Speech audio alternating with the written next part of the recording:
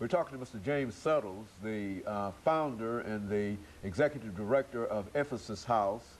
And of course, let's see Mr. Settles over the last segment here that we have to give you an opportunity, as we promised earlier, to talk about the house that you've established and about some of the things that you're doing there and some of the needs that you have, because I'm sure that there are some individuals in our audience who can assist you in just a whole variety of ways. And so if you'll just, we'll spend the rest of the time talking about some of the things that you need.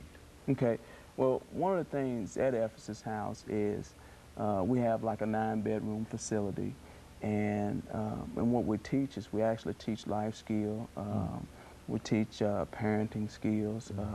We do a lot of talking about goals, and also we have curfew. Even one of the things that we really try to do is we teach job readiness, stuff like that. Try to teach men how to put themselves in a position to market themselves, and because I really think that is very important. And one of our most important things is trying to change the way people think. Because see, one of the things that as I shared with you earlier, I think more than anything, it was my thinking that was messed up. Anytime you feel like it's somebody else's problem, or I'm not going to work for white folks for minimum wage, but I go to prison and work over 8 years for 50 cents an hour. See, my thinking, and that don't mean that I'm such a bad person, but my thinking just needs to be adjusted. So we try to work with the way that our men think, and we work with that whole piece about being responsible. We also charge the men a $100 program fee, because one of the things about this life is we got to build men up to be responsible. And we try to put a man in a situation where there's no way out but to be responsible.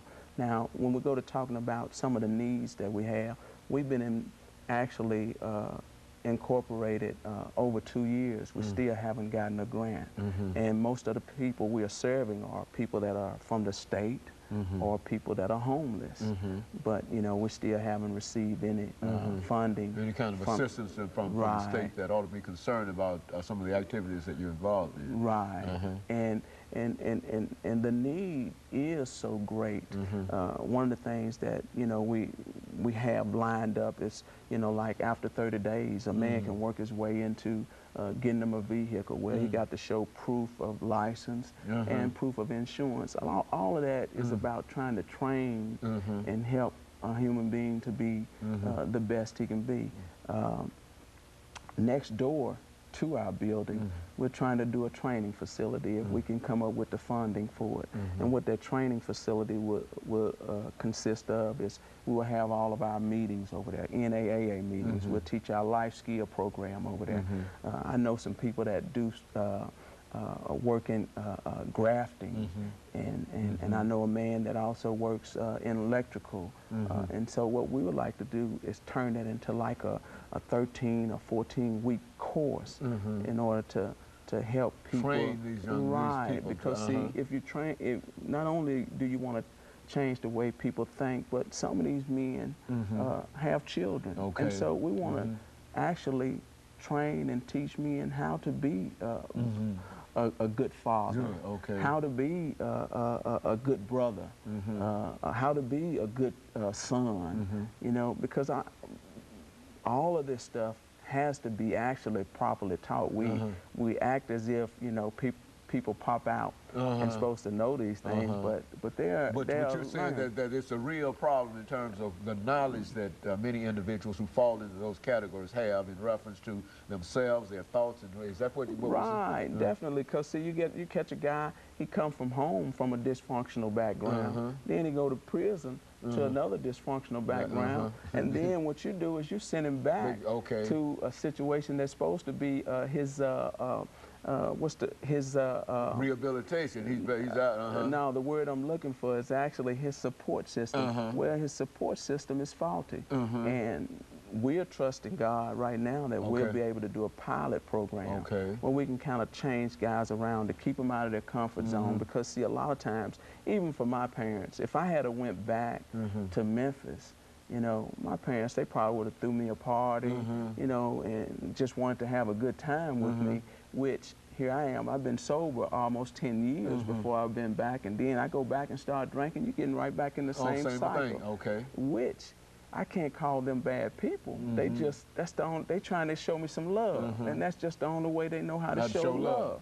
So we can't say that they are bad people. That's just the only way they know how to show love. So if we could get people to partner up with us with the vision that we have, we know that not only can we help with the recidivism rate, you know, because I'm thinking now it's something like right at 50 or 60 people, I mean 60% of people pretty much return back. Well, we got a success rate of 8% of people that have actually came through and just stayed for 90 days. You know, our program is actually a 90-day program. Then we partnered up with Urban Housing Solution to kind of, instead of a guy having to go back into a dysfunctional environment, to help him get an apartment, to help him to continue to be a man. You know, and the tragedy about what we call our support system, sending a man back home, is a lot of times our families can be faulty, but they don't mean no harm. They just don't know. So if we could come up with that program, like I say, this pilot program, I mean, all covering the whole Western Tennessee, for instance, then we can take people and put them in different spots and train them how to be responsible and trust God, you know, for the rest of their growth. Because I really believe that a lot of people just don't know how to be responsible and how to, and just because a person is from 20 to 40, don't mean that he know how to be a man. And being a man, it takes a lot of responsibility. And I think a lot of times that's why we deviate to drugs or different things of that nature, because it's hard. Well, speaking of grants, and I'd like to pursue this, do you think it would be cost effective if the state of Tennessee were to assist organizations like your organization and others? I've heard others raise the same point, that they don't feel that they're getting the kind of financial and resource support for what they are trying to do, when if they are successful in doing what they're doing, it would be a dramatic decrease in the amount of money that we have to spend for the prisons and build more prisons and et cetera, and et cetera. Is that a correct statement? Do you think that that's a fair statement? I think it is. Why I think it is because what happens is when a guy does not return back, you got a more healthier human being.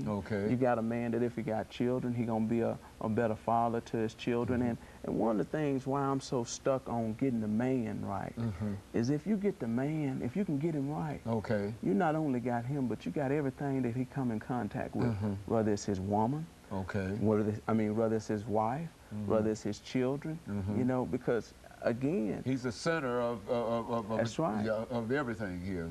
That where the way he goes, everything else can follow the way that's he right. goes. But see, and even in the midst of it, you know, I think the key is you got to have the type of program that's got the proper structure. You know, like when I say the proper structure, I just don't believe that a person can live this life without some kind of spiritual guidance. I just don't believe it. Now, I'm not trying to tell a person to be Buddha or Jesus, or but you have to have something. Recognize that there's a God, and that's that greater God than you. And this have to be a standard, because without a standard, I mean, you just do anything. And I really believe that early on in my life there was a big gap there, because I never will forget, right before I went to prison, I found myself sitting there on top of my car, got the car I want, got the lady friend, got the money, got the dope, but it's still something missing. You know, got all the stuff that I thought, the utopia that I thought was going to make me the big man on campus, but you know, yet I'm still empty. So, you know, it took coming into a personal relationship with Jesus, Okay. that's when NA and AA made sense. And one of the things that I am thankful for is that's how God took my pain Okay. and established my purpose. Hey, well, let me thank you, Mr. Settles, for bringing us that excellent information by. And, of course, let me encourage our audience to tune in again next week for another informative edition of Comments. Thank you and good morning. We simply